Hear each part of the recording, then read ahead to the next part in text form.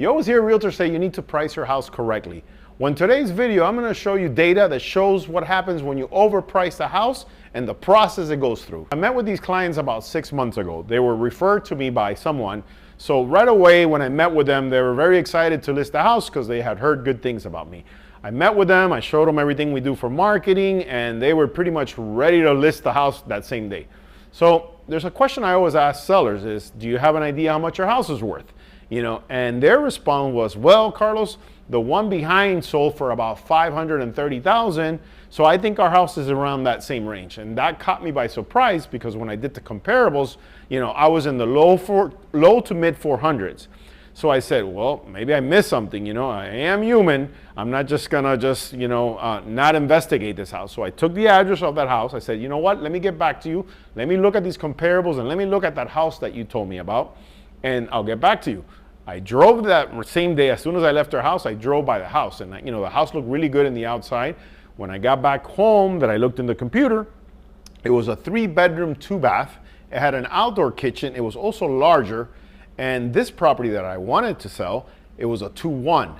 And if you're a buyer or an appraisal, you're never going to compare a 2-1 to a 3-2. It just doesn't happen. It would have to be that there was no other sales. And in this case, there were sales. It was the street right behind, and I explained to them, this house is a 3-bedroom, 2-bath, all right?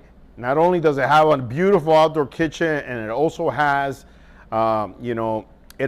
impact windows. It's a larger home, and there's an extra bathroom and an extra bedroom. And I made it very clear to them that an appraisal or a bank appraisal would never use this as a comp. Not only that, a buyer that's looking for a 3-2 would never come look at your house. So the price difference was very big, and we could not use that as a comparable. So I did more investigation. I went in the computer and I looked and I looked, I took my time, and I found the exact same house as theirs. Not only was this house the same exact square foot, it was the same exact model as theirs, same features. It didn't have as many upgrades. It was the same features. And the stars lined up. This house was priced also high at the 500, and I had a history of what happened to that house within the 3 or 4 months I was in the market. What happened to that house, how the price had to go decreasing and decreasing to get to where it actually sold. They listed this house from the beginning for $530,000. All right, what happened when you list a house for that much? Number one, it took them 153 days on the market. Think about it. You put your house on the market, the realtor tells you somebody's coming to see it, they have to get the house ready, they come see it, and they're like, wow, this house is overpriced. So you have to go through this, 10 times, 20 times, to the point where no one's putting in an offer, and now you have to lower the price again. Now they went from $530, they listed down to $499. Again, that's not the real price of the house. That's never going to sell at $499, but they still did it. And guess what? The same process happened. Maybe nobody was calling, maybe nobody was seeing it, or maybe the feedback they got from the buyers were like, wow, this house has only 1 bathroom for $500? Why would I pay $500 for your house when the one in the corner has an extra bathroom and they're asking $485? You know what I'm saying? Buyers are not stupid. They're comparing your house to other homes. So this house, after 18 days, did not sell at $499. They dropped the price again to $475 after 50 days. What happened? Nothing. No activity, or maybe they had a few people come see it. Again, no offers.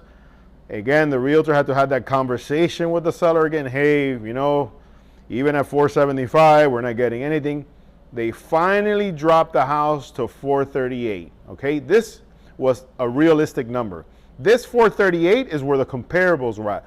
This $438, it was the number that I had in mind for my client. Actually, the number I had in mind to list her house was $445 to leave a little bit room for negotiation. And I also thought our house the yard was better, and it was a little bit better. Not much, but a little bit better where we can ask for more. So this $438 finally, after 153 days, ended up selling. Okay, so that is the correct price of this house. So finally at $438, they were able to sell it after 153 days on the market. So I told my clients, listen, do you really want to go through a process that long and try to ask for 500 and go through that process where at the end your house really ends up selling in the 438 range or 440 range? or do you want to list it correctly off the front? You know, they thought about it, and you know, they ended up talking to another agent. And unfortunately, in our kind of field, there's a lot of agents that will tell you exactly what you want to hear, but not what's really going to happen. I'm not like that. I'm not unethical. I find that unethical for you to lie to a client, take the listing, you know, you have a 6-month contract, and they even guarantee it. They'll be like, oh yeah, we can get you 500. Yeah, for sure. The one in the back, perfect. We'll use that comp. Tell them what they want to hear. People are thinking, oh my God, we're going to get 500. Guess what? Exactly what I told them was going to happen ended up happening. Not only that, they ended up losing money. All right? Because this agent wasn't upfront with them, told them what they want to hear, and at the end, the same thing happened to them as the other house. So their house listed at 510, what they thought they could get. You know, after 9 days, they realized no one had called. They lowered it to $499. After 24 days, they lowered it to $475, you know, and nothing. They had to lower it again to $425. Imagine going from $475 to $425. That's $50,000. You know what I'm saying? That's a huge drop in price. And, you know, that still didn't move because they should have just left it at $439 at the right price. And, you know, that agent showcased how that house was, you know, the same as the comparable, but they didn't. You know, they had somebody that was probably in a hurry to sell or didn't give them the right information or the right, you know, service. And they ended up being on the market 106 days, and they ended up selling for $410 minus $10,000 closing costs at $400,000. So again, history repeats itself because what I had told them from the beginning is exactly what happened. They went through the whole process of lowering their price, keep showing their house. And I remember they had 2 or 3 dogs. So imagine they had to get their house ready, walk their dogs, do whatever, and then go months and months to sell this house. The worst part about it is if they would have listed with me at that 439 or 440 range, they would have gotten that number. This agent, not only did it sell their house for 4, they ended up selling for 410. They lower the price from the last comparable, and the worst part is they gave a $10,000 credit in closing costs.